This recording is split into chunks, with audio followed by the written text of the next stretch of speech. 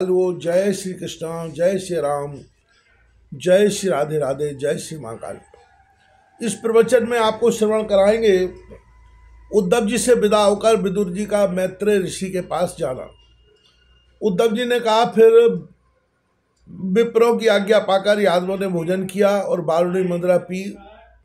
उससे उनका ज्ञान नष्ट हो गया और वे दुर्वचनों से एक दूसरे के हृदय को चोट पहुंचाने लगे। मदिरा के नशे में उनकी बुद्धि बिगड़ गई और जैसे आपस की रगड़ से बांसों में आग लग जाती है, उसी प्रकार सूर्यास्त होते होते उनमें मारकाट होने लगी। भगवान अपनी माया की उस विचित्र गति को देखकर सरस्वती के जल से आचमन करके एक वृक्ष के नीचे बैठ गए। इससे पहले ही शरणागतों का दुख दूर करने वाले भगवान श्री कृष्ण ने अपने कुल का श्रृंगार करने की इच्छा होने पर मुझसे कह दिया था कि तुम बद्रिकाश्रम चले जाओ।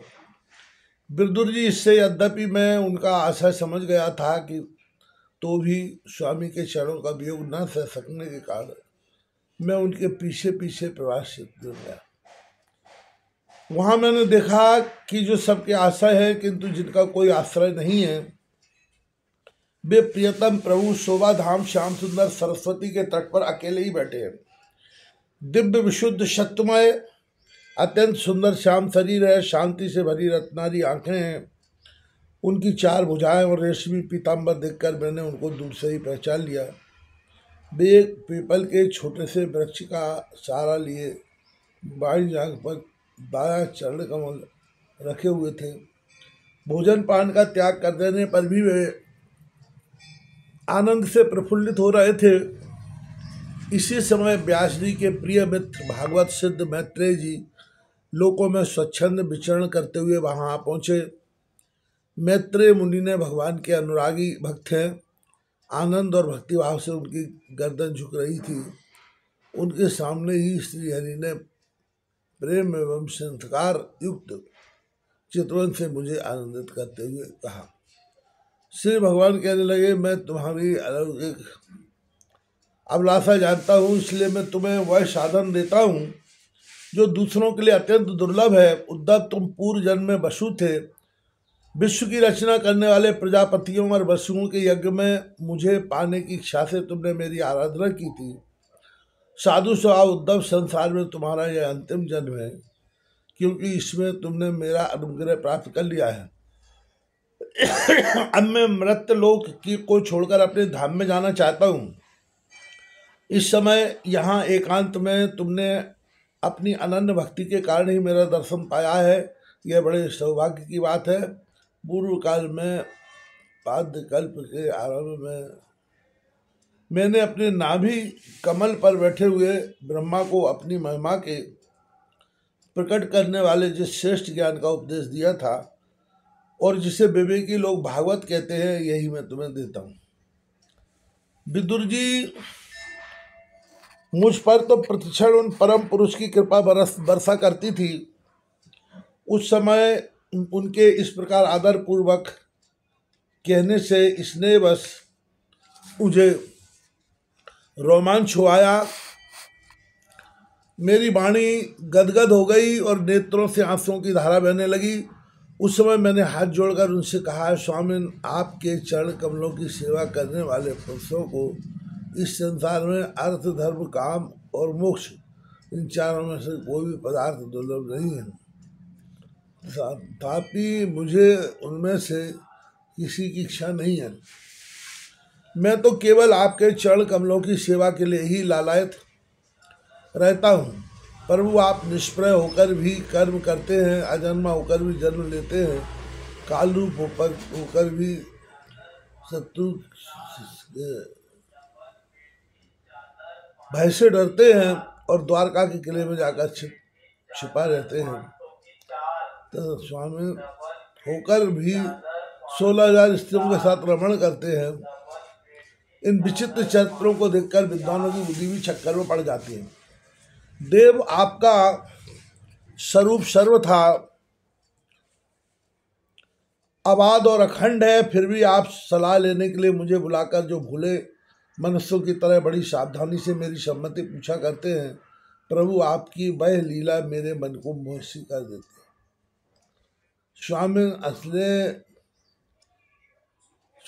अपने स्वरूप का दृढ़ निश्चय प्रकट करने वाला जो श्रेष्ठ एवं समग्र ज्ञान आपने ब्रह्मा जी को बतलाया था, वह यदि मेरे सामने योग हो तो मुझे भी सुनाइए, जिससे मैं इस संसार दुख को सुगमता से पार कर जाऊं।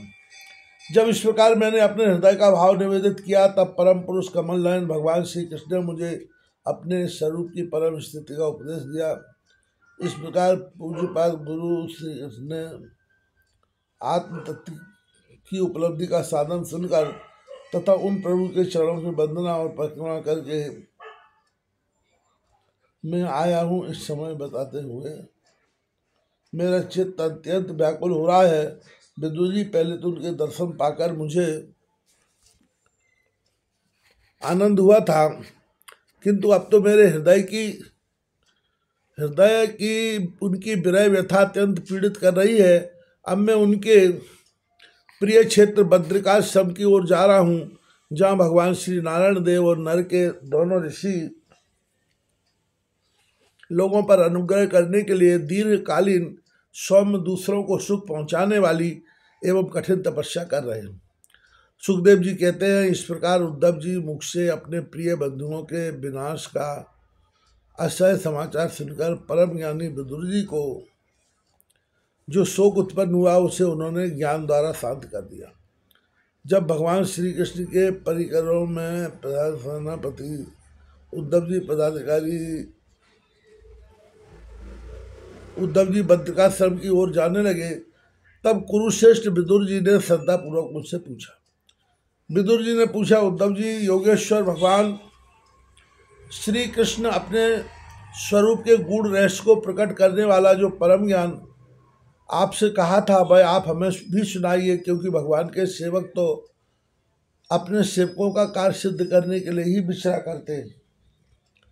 उद्धव जी ने कहा, उस तत्व ज्ञान के लिए आपको मुनिवर मैत्रेय जी की सेवा करनी चाहिए। इस लोग को छोड़ते समय मेरे सामने स्वयं भगवान जी आगे, भगवान ने ही आपको उपदेश करने के लिए उन्हें आज्ञा दी। सुखदेव जी कहते हैं, इस प्रकार विदुर जी के साथ विश्वमूर्ति भगवान श्री कृष्ण के गुणों की चर्चा होने से उस कथामृत के द्वारा उद्धव जी का वियोग जनित महान ताप शांत हो गया। यमुना जी के तीर पर उनकी वह रात्रि एवं क्षण के लिए समान बीत गई और फिर प्रातःकाल होते ही वहां से चल दिए। राजा परीक्षित ने पूछा, भगवान, वृष्णि कुल और भोजवंश के सभी रथी एवं यूथपतियों के भी यूथपति नष्ट हो गए थे, यहाँ तक कि त्रिलोकी नाथ श्री हरि को भी दायन कह दिया, कहकर छोड़ना पड़ा। फिर उन सबके मुखिया उद्धव जी ही कैसे बच गए?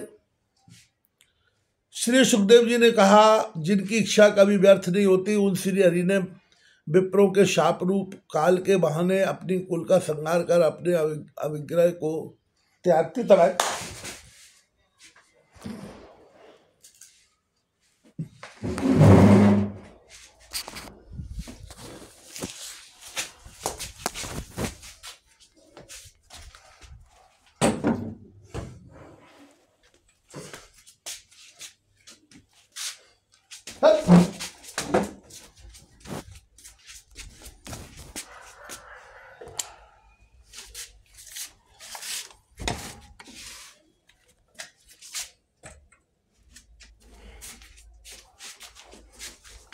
Oof.